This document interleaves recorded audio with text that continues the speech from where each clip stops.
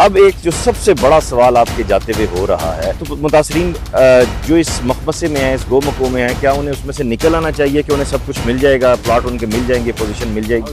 High court में पेशियाँ हो रही हैं और सिविल कोर्ट में मुकदमे भुगत रहे हैं। साल के लिए एक्सपेक्ट करते हैं तो अच्छी जमहूरी जो तमाम है वो करती हैं कि 1 साल कम अज़ कम उनके खिलाफ कोई दरख्वास्त, कोई एप्लीकेशन, कोई नेगेटिविटी नहीं करती। बिस्मिल्लाहिर्रहमानिर्रहीम, अल्लाहुम्मा सल्ली अला मुहम्मद व अला आलि मुहम्मद। महवकास अज़ीज़ दोस्तों, आपको अपने डिजिटल प्लेटफॉर्म्स पे खुशामदीद कहता हूँ। और आज मैं मौजूद हूँ कामदार और FECHS के फ़ेज़ 2 और यहाँ पे अलविदाई जो है वो तकरीब हो रही है। मौजूदा MC की मेरे साथ मौजूद हैं एक ऐसी शख्सियत जिनके हवाले से हमेशा मैंने बहुत बात की, बहुत सवाल उठाए, लेकिन इनकी शफ़क़त के इन्होंने आज मुझे यहाँ दावत दी और उन्होंने कहा वकास भाई आप आएँ, अपनी आंखों से ख़ुद देखें और उसका आपको अपने सवालों का जवाब ख़ुद मिल जाएगा। वाजिद साहब बहुत शुक्रिया। सबसे पहले मैं और मेरे देखने वाले आपको खुशामदीद भी कहते हैं। आपकी MC का टेन्योर जो है मुश्किल टेन्योर मैं समझता हूँ, जो ज़ाहिर सी बात है, बहुत सारी तनकीद भी आपने फ़ेस की, बहुत सारा काम भी आपने किया, तो कैसा ये 3 साल का अरसा कैसा गुजरा, ज़रा देखने वालों को बताइएगा। जी अस्सलाम वालेकुम। सबसे पहले तो शुक्रिया आपका कि आपने टाइम दिया और आप तशरीफ़ लाए।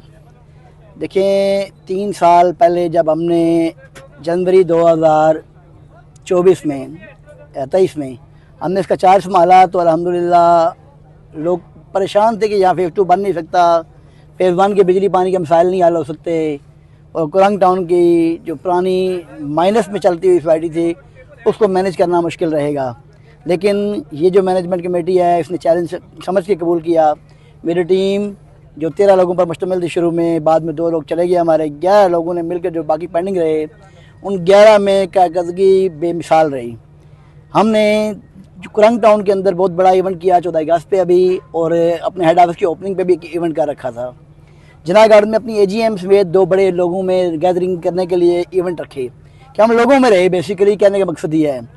लेकिन यहाँ हमारी अब तक कोई बड़ी गैदरिंग ना हो सकी थी, तो आज हमने कोशिश की जाते हुए यहाँ अपने इस प्रोजेक्ट में भी अपने दोस्तों के साथ आखिरी दफ़ा ये भी दिखा दें कि जिना गार्डन 2 के लिए क्या किया है।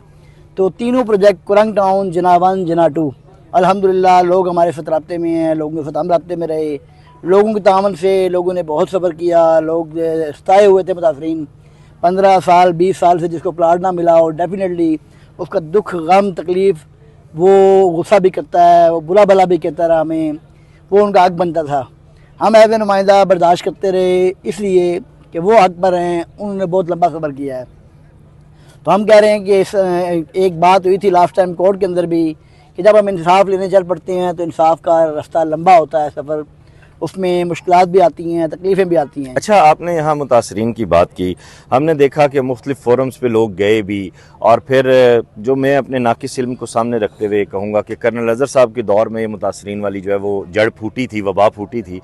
अब एक जो सबसे बड़ा सवाल आपके जाते हुए हो रहा है, और बहुत अच्छा हुआ कि आपने यहाँ ये किया, क्योंकि ये ज़मीन अब पोजीशन में पता चल चुका है कि ये है, तो मुतासरीन जो इस मखमसे में है, इस गोमको में है, क्या उन्हें उसमें से निकल आना चाहिए कि उन्हें सब कुछ मिल जाएगा, प्लाट उनके मिल जाएंगे, पोजीशन मिल जाएगी?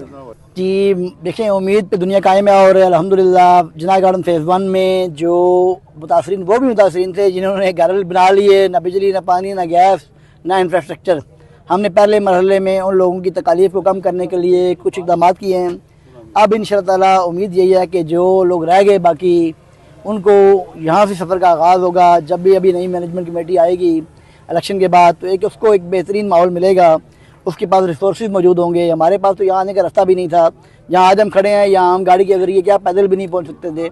आज अल्हम्दुलिल्लाह बेसिक नेटवर्क, डबल रोड, वहाँ की जो मेन जिना एवेन्यू से आ रही है कोटा रोड से, और एक कॉर्निश रोड जो दरिया के साथ हमारी वो कोटा की पुली तक और आगे लेआउट तक जा रही है, उसका सारी ज़मीन परचेज हो चुकी है, हमवार की जा चुकी है जगह। कितनी है इसका रकबा, कितना है जी? सर टोटल जो हमारा प्रपोज एरिया है सारा वो तो हम 4500 कनाल पे जाएंगे, जिससे हमारे तमाम इफेक्टिव क्लियर होते हैं 1 के और 2 के मिलाकर।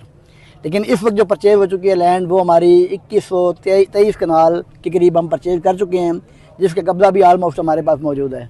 सही, ये तो बड़ी क्लियर कट बात होगी। जाते जाते जो देखने वाले हैं उन्हें क्या पैगाम देना चाहेंगे? सर उन्हें यही कहेंगे कि जब आप मैनेजमेंट कमेटी को 3 साल के लिए सेलेक्ट करते हैं तो अच्छी जमहूरी जो इकमाम है वो करती हैं कि 1 साल कम अज़ कम उनके खिलाफ कोई दरख्वास्त, कोई एप्लीकेशन, कोई नेगेटिविटी नहीं करती। कोई भी मैनेजमेंट कमेटी आए, हम जा रहे हैं, कोई भी आए जीत के आए तो 1 साल तक उसको बिल्कुल देखें, मॉनिटर करें, उनको वक्त दें कि वो अपना काम डिलीवर कैसे करते हैं।